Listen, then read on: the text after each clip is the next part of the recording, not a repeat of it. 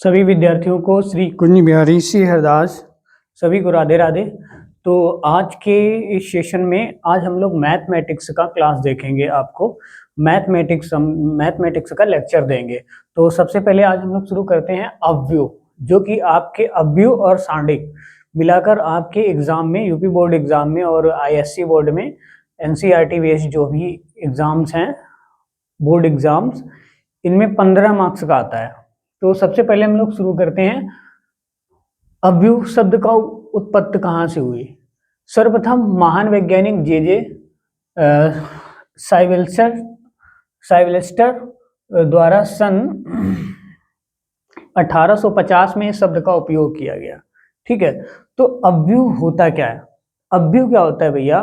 अवयव एक अंकों का संयोजन, अंकों की क्रम व्यवस्था, अंकों को एक समूह में रखने की एक व्यवस्था है, अवयव से कहते हैं। ठीक है, तो जैसे कि A=, अवयव को हम लोग इस सिंबल से, बड़े वाले सिंबल से प्रदर्शित करते हैं। देखो 2 3 4 5 2 3, ये आपके ये जो अंक हैं इनको हम लोग अवयव कहते हैं। क्या कहते हैं? अवयव, अवयव कहते हैं। और ये जो इस क्रम में जो अंक रखे हुए हैं, जो अवयव रखे हुए हैं, इनको इस वाले क्रम को बोलते हैं रो। क्या बोलते हैं? रो या पंक्ति, पंक्ति कहते हैं। ठीक है, ये आपकी पहली पंक्ति है, ये R1 है और ये R2 है। ठीक है, इसे M या N, ये M से प्रदर्शित कर सकते हैं इसको। ठीक है ना, M से, किसी किसी बुक में M से डिनोट करते हैं, वैसे R1 R2 आप याद रखो। और ये जो क्रम है, ये वाला, इसको बोलते हैं कॉलम। क्या बोलते हैं? कॉलम। कॉलम को C1 C2 और ये C3, ये कॉलम C1 है, ये C2 और ये C3 है। ठीक है, अब इसके बाद में देखो, हम आपको एक छोटी सी बात बताते हैं, एक क्वेश्चन लिखने के बाद में। देखो, जैसे एक अवयव है 4 3 2 1 4 5 6 7 2। अब इसमें जो 5 है उसकी स्थिति क्या है?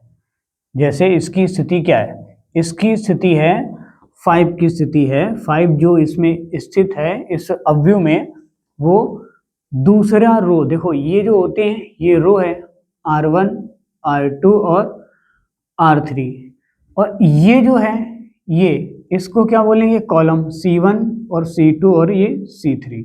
ठीक है, तो इसमें अब देखो ध्यान से कि ये जो 5 है, 5 की स्थिति क्या है इसमें? 5 की, तो 5 की स्थिति देखो क्या है, दूसरा रो है और कॉलम कौन सा है? तीसरा, मतलब दूसरा रो और कॉलम तीसरा, या फिर A2 3, A मतलब एक कंपोनेंट।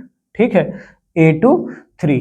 अब आपसे हम पूछें कि 7 की स्थिति क्या है इस मैट्रिक्स में, तो 7 वाले में, 7 में स्थिति इसकी है, देखो रो कौन सा है इसमें? 7 में रो है तीसरा, तीसरा, और इसके बाद में कॉलम कौन सा है? दूसरा, कॉलम हो गया दूसरा। आ गई ना बात समझ में? आ गई ना?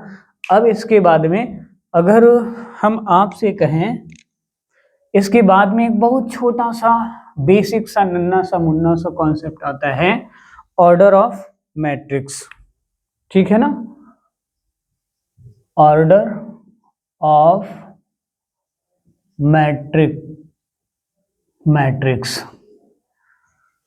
ऑर्डर ऑफ मैट्रिक्स को बोलते हैं अवयव की कोटि या क्रम। अवयव की कोटि या क्रम, अवयव की कोटि या क्रम। तो देखें, शुरू करते हैं। बहुत ही ज्यादा इंक हो गया इसमें आज तो। देखो, जैसे कि A बराबर एक अवयव लेते हैं हम लोग, 2 3 4 5 6 7 6। ठीक है, तो इसकी जो रेंज होगी, तो इसमें जो रेंज होगी, इसका जो अवयव की कोटि जो होगी, ऑर्डर ऑफ मैट्रिक्स होगी, इसमें पहले रो आएगा और फिर आएगा कॉलम।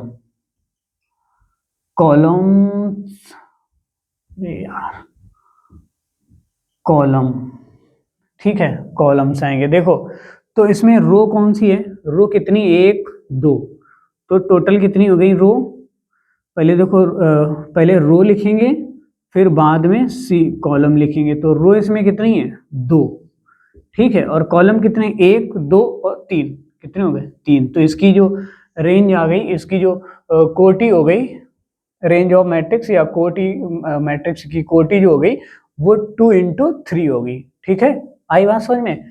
अब जैसे आप बताइए, a इक्वल टू 1 2 3 2a 3 0 2 1 4 2 5, इसकी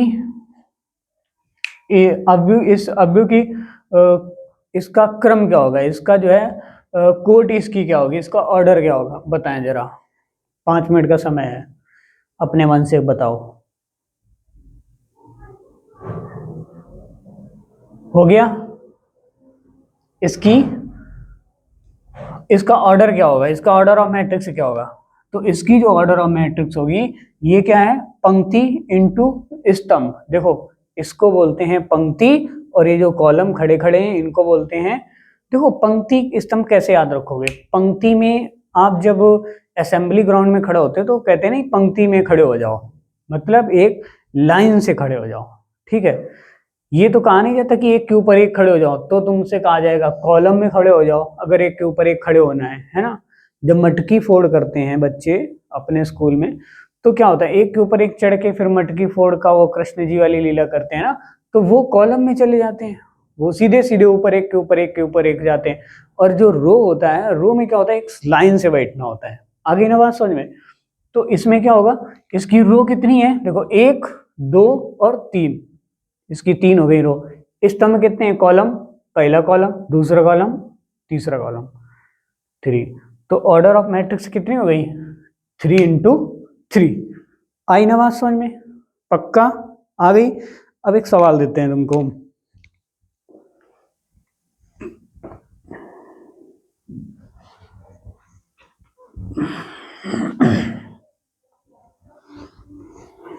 सवाल है,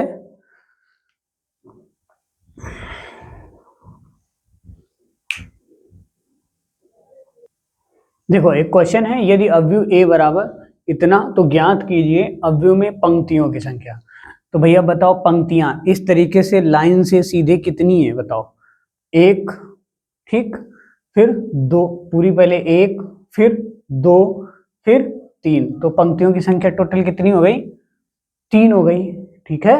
अब देखो स्तंभ कितने, स्तंभ मतलब खंबे कितने, खंबे कितने खड़े खड़े, देखो एक एक ही हो गया, ये दूसरा हो गया, ये तीसरा हो गया, ये चौथा हो गया, कितने स्तंभ है, 4। फिर अवयव की कोटि कितनी है, कोटि बताओ। तो कोटि में हम लोग क्या करते थे, पहले रो गुणे कॉलम, कॉलम करते थे। देखो रो कितने इसमें, 1 2 3, 3 गुणे कॉलम कितने, 1 2 3 और 4, कितने हो गए, 4। तो इसकी कोटि कितनी आ गई, 3 गुणे 4। अब इसके बाद में अवयव में अवयवों की संख्या क्या होगी, टोटल अवयव कितने हैं। तो ये जो कोटि आई है, कोटि का सीधे मल्टीप्लाई कर दो, 4 3 कितना हो गया, 12। तो इसमें कितने हो गए, अवयव कितने हो गए, 12। अवयव का मतलब कंपोनेंट, देखो जरा, 1 2 3 4 5 6 7 8 9 10 11 12, 12 ही तो है ना। तो अवयव की कोटि कितनी हो गई, 12। अब इसके बाद में अवयव में, अब देखिए इनको निकालना, देखो जरा। A 2 3 वाली स्थिति पे कौन सा अंक है, देखो दूसरा रो, दूसरा रो, तो ये हो गया रो दूसरा, ठीक है। इसको, ये रो हो गया कौन सा तुम्हारा, दूसरा।